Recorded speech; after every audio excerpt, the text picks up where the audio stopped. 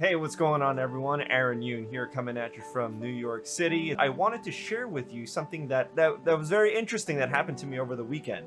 As some of you that know me know that I'm part of an entrepreneur group and coaching program with ClickFunnels. So they sent me this book right here, Ready, Fire, Aim. When I opened the box, the book was folded up into page 156. Now, you probably can't see it, but I'm just saying that the book was shipped with this page folded in. And I don't know if ClickFunnels did that on purpose or if that was just an accident with the shuffling during shipping. Well, it pointed to a page that actually answered a question for me that I've been wondering for quite a while. Let me ask you this. Have you ever been involved in a mastermind or a team or a networking club of some sort, and at first you have a lot of chemistry because it's brand new, you're meeting everybody, and then it starts to fizzle out rather quickly, right? The creative juices aren't really there anymore. People don't seem as engaged. People are showing up late or skipping meetings altogether.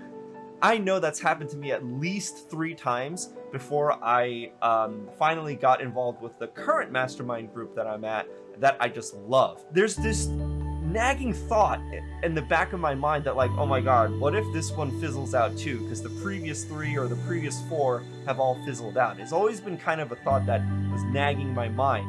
And like, how come this one is working? How come people love to come to these meetings? What makes it different? And I think I've got the answer now, right? This book and the universe pointing to a certain page of this book has answered that question for me, and I wanted to share it with you. So today, we are talking about the 5 keys to a successful mastermind or creativity team, whatever you want to call it. Key number 1, you absolutely need to have and control the number of members of the group.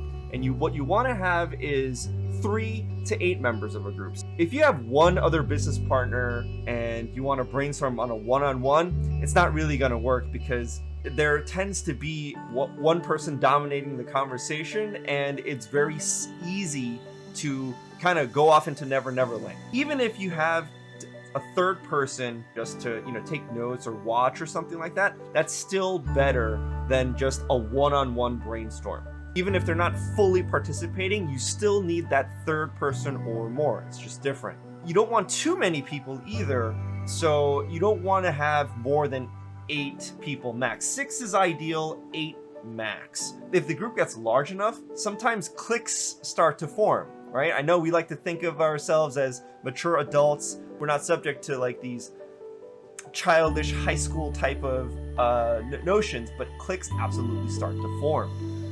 So if you have more than 8 members, let's say you have a 12-person team, divide it up into a team of 6, 2 teams of 6, and if you're the owner or you're the boss or team leader or whatever, attend 2 meetings, 2 separate brainstorming sessions with 2 separate people, and mix up your lineup. The second tip is you absolutely must set a time limit. He quotes Parkinson's law. Parkinson's law says that work expands so as to fill the time allotted.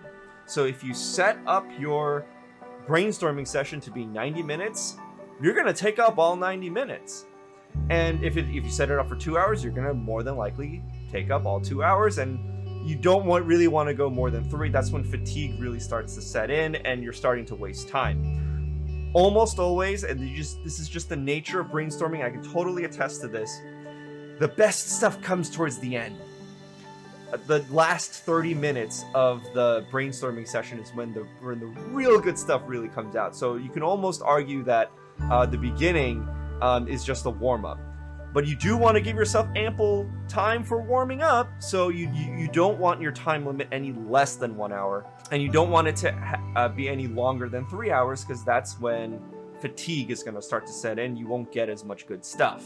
Number 3, SMART goals and feedback. Now, I'm using the SMART goals acronym here, and specifically the S and the M, specific and measurable. And the other ones, I mean, you can look them up if you want. I'm not going to spend too much time on SMART goals.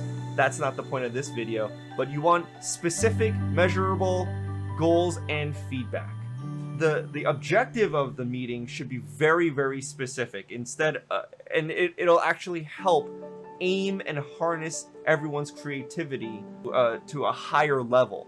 Consider their creativity as looking more like a laser focus instead of a flashlight, which spreads the longer you shoot it. The laser pointer stays very, very focused no matter the distance, right? That's what you want. Number 4, you want to set high standards, and by that I mean be positive. So the 3, 4, and 5 are very interconnected, so I'm going to bounce back and forth a little bit. So you want high standards in any kind of mastermind group. Set high standards for what you'll accept. One easy way to do that without hurting people's feelings is to say, like, well, what do you mean by that? Can you be more specific? If you want to just reject an idea, then be vague about it, right? Just say, you know what, I don't like that, let's move on. Assuming that you're the leader and you have and you're empowered with the authority to do so. Equality. You want everybody there to feel like they're participating equally and that everyone's voice is heard. So if you're noticing, as the moderator, if you're noticing that some of the quiet folks are getting less talking time, you're kind of losing them, elicit a response from the people who are being quiet. If someone is completely dominating the conversation, very nicely, and going back to number 4, in a positive way, let's say, that's awesome, John, I love that, but I really want to hear from Sally over there, who has not spoken at all, and I really want to get her opinion as well. That's really an effective way to manage a creative masterminding session where you're going to have many opinions. Sometimes people are going to talk over each other, and you as the leader, it's very important for you to manage your space, your stage, and do so in a positive way. You can shoot people down, but shoot them down in a way that's positive. And again, a way you can do that is, if you're going to be negative, be vague. If you're going to be positive, dial in that laser even more and focus even harder.